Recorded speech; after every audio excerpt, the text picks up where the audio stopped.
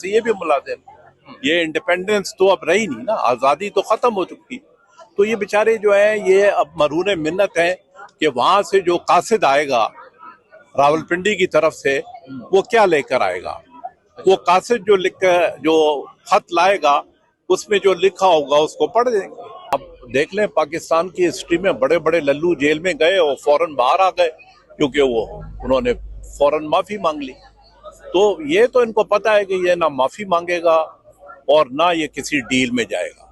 तो अब ये हरकतें जो हो रही हैं उसको कोशिश कर रहे हैं अपने उससे कि शायद हमारा ये तजर्बा कामयाब रहे। तो तजर्बा कोई कामयाब नहीं रहेगा, वो डटा हुआ है और वो अब तो बात ही नहीं करता। अब तो खान साहब का मसला ये है कि सिस्टम को ठीक करना है। इमरान खान की रिहाई अब अहमियत नहीं है, सिस्टम ठीक होगा, सिस्टम ठीक करेंगे। सामने को मैं हूँ हसनैन, आप देख रहे हैं नया पाकिस्तान। आप देख सकते हैं प्रिजनर वैन है, इस्लामाबाद पुलिस की भारी नफरी यहाँ पर मौजूद है और एक तरफ पाकिस्तान तहरीक इंसाफ के MPS ओहदेदार यहाँ पर मौजूद है। मेजर रिटायर्ड जफर गोंदल साहब, आप भी एक फौज का हिस्सा रहे हैं और यहाँ आज हाईकोर्ट के बाहर एहतजाज जारी है। क्या कहना चाहेंगे? लीडर आपका कैद में है, तमाम लोग आपके साथ मौजूद हैं, क्या कहेंगे आप? सर जी, आज का ये मैसेज है कि देखे खान एक बेगुनाह जो कैद हमारी इस कौम के लिए काट रहा है, तो आज उसका केस था अलकादर ट्रस्ट का, जिसको आज इन्होंने इस खौफ की वजह से कि कल पूरे पंजाब के MPA MNA को आलिया हमजा साहबा ने कॉल दी थी कि सब ने इधर मौजूद आना है, तो उसके खौफ की वजह से कि आज लोग ज्यादा इधर होंगे और उस प्रेशर की वजह से आज इन्होंने खान का जो केस है वो डीलिस्ट कर दिया। और ये जहाँ 2.25 साल हो गए इमरान खान कैद में है, ये इमरान खान को बाहर निकालेगी? सर जी, इंसाफ का तो जिस दिन 26 अमेंडमेंट हुई है, आपने पीछे देखा काजी फैजी साहब का जो हिसाब था और अपनी मर्जी के फैसले। और सबसे बड़ी बात आपको बताऊं कि अभी चीफ जस्टिस साहब याहिया साहब हैं, इन्होंने पहले जो जज थे वो अपना जो इख्तलाफी नोट था वो पब्लिश करते थे। इन्होंने अभी SOP बना दिया कि कोई जज जो है वो अपना इख्तलाफी नोट भी जो है वो बाहर नहीं निकालेगा, मतलब पब्लिश नहीं करेगा। इससे बड़ी डिक्टेटरशिप क्या हो सकती है अदलिया में भी?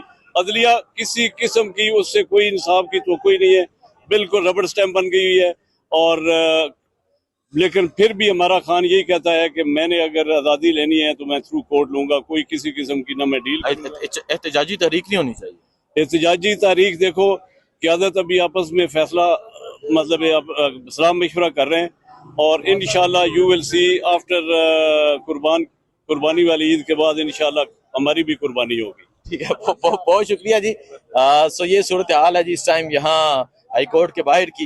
इस वक्त इस्लामाबाद हाईकोर्ट के बाहर मौजूद हूँ। सैयद मुस्तफैन काज़मी साहब, सर अस्सलाम वालेकुम। बहुत चीजें आपने भी बर्दाश्त की, लेकिन आज वो इंसान यहाँ नहीं है। काजी, आप हाईकोर्ट के बाहर मौजूद हैं, क्या समझते हैं ये हाईकोर्ट इमरान खान को इंसाफ देगी? देखे 26वीं तरमीम के पास बात तो इनके पास कुछ भी नहीं रहा। अब तो ये सरकारी मुलाजिम हो गए, मतलब जैसे वापडा के मुलाजिम है, जैसे CDA के मुलाजिम है, इसी तरह से ये भी मुलाजिम। ये इंडिपेंडेंस तो अब रही नहीं ना, आज़ादी तो ख़त्म हो चुकी। तो ये बेचारे जो है ये अब मरून मिन्नत हैं कि वहाँ से जो कासिद आएगा रावलपिंडी की तरफ से वो क्या लेकर आएगा। वो कासिद जो खत लाएगा उसमें जो लिखा होगा उसको पढ़ देंगे। अच्छा, तो बिल्कुल नहीं। मसला यह है कि अवाम को खड़ा होना पड़ेगा, अवाम को मुत्तहिद होना पड़ेगा और बांग्लादेशी अवाम की से सबक हासिल करते हुए खड़ा होना पड़ेगा। तो सिस्टम भी चेंज हो जाएगा, चीज़ें भी ठीक हो जाएंगी, कॉन्स्टिट्यूशन जो है वो सरबुलंद हो जाएगा, आइन जो है वो उसका रूल होगा। तो ये तो सिर्फ उसकी एक ही है, बाकी तो ये दीवार से लगाते रहेंगे, दीवार से लगाते रहेंगे। ठीक है। अच्छा, आपको बहुत मेंटली फिजिकली टॉर्चर किया गया था, काफी देर तो आप बेड पे रहे, अभी क्या सिचुएशन? अभी सिचुएशन ये है कि जो ब्रेन हैमरेज होता है वो आपको पता है वो इस तरह से नहीं है, एक जिस्मानी कमजोरी रहती है।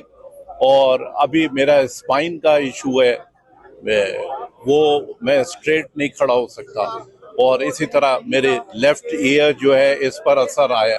तो ये जो छोटी छोटी जो है ना ये रही। अब माशाल्लाह से मैं काफी बेहतर हूँ, मगर अभी डॉक्टर ही कह रहे हैं कि 6 महीने और लगे। तो नहीं तो क्या समझते हैं, एक इंसान जेल में कैद है पौने 2 साल से, उसको हराने के लिए, कमजोर करने के लिए बहुत हरबे इस्तेमाल किए गए, और जो दूसरी तरफ है कहीं एक्सटेंशन जारी है, कहीं ताकत हासिल की जा रही है, तो उस इंसान को शिकस्त दे सके? नहीं, वो तो जब भी तो ये हरकतें कर रहे हैं कि उनको पता है कि ये डटा हुआ है और ये डटा रहेगा, तो ये हरकतें उसी वजह से हो रही हैं।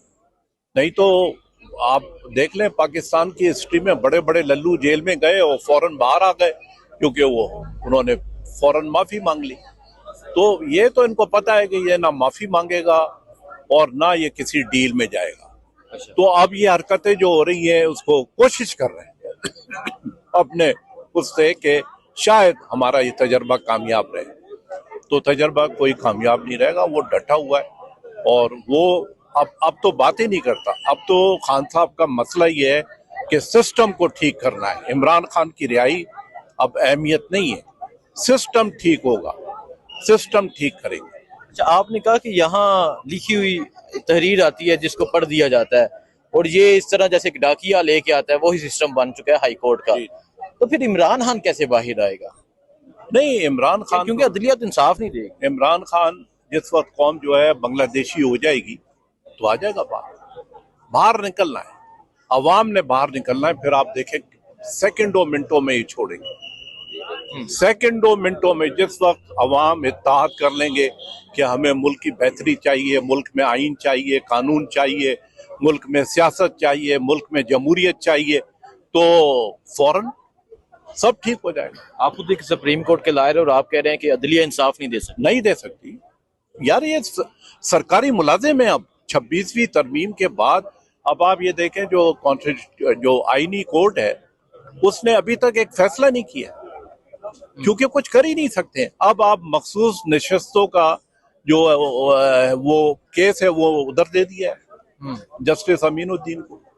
अमीनुद्दीन ने क्या करना है कि वो 8-5 से फैसला आया था। वो तो 8-5 से आया था, मगर उसमें 2 थे ना, ये अफगान और अमीन, जिन्होंने डिफर किया था उससे। तो वो जो है अब दोबारा सुन रहा है। तो वो 8 जो जजेस हैं रिव्यू में, वो तो होने चाहिए ना, उनका तो होना बहुत जरूरी है, मगर उसूल तो अब रहा नहीं। तो अब ये अपनी मर्जी का उन्होंने बेंच बना दिया, और बेंच जो है 13 का होगा और 13 से ऊपर का होगा, 13 से नीचे का बेंच नहीं हो सकता रिव्यू। जो रिव्यू का हमारा उसूल है उसमें रिव्यू अगर फैसला 13 ने दिया है तो रिव्यू 13 ही करेंगे, और या 13 से ऊपर, 13 से नीचे नहीं करेंगे। ठीक है। सो आप देख सकते हैं जी, सैयद मुस्तफैन काज़मी साहब बहुत टॉर्चर, बहुत चीजें बर्दाश्त की, काजी फायज ईसा को ललकारा था, और आज भी यहाँ मौजूद है। काजी साहब किधर है? काजी फायज इधर है। काजी फाइज जो है वो अनवर साहब की डेथ पर आए थे कराची। अच्छा। कराची कोई 2 दिन के लिए, तो उसमें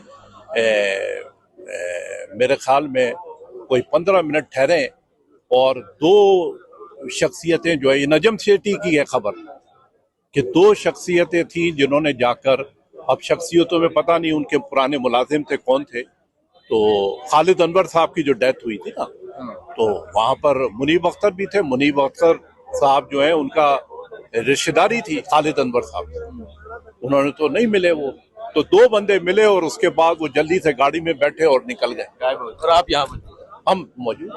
बहुत शुक्रिया जी, दुआ में याद रखें। अल्लाह हाफ़िज़।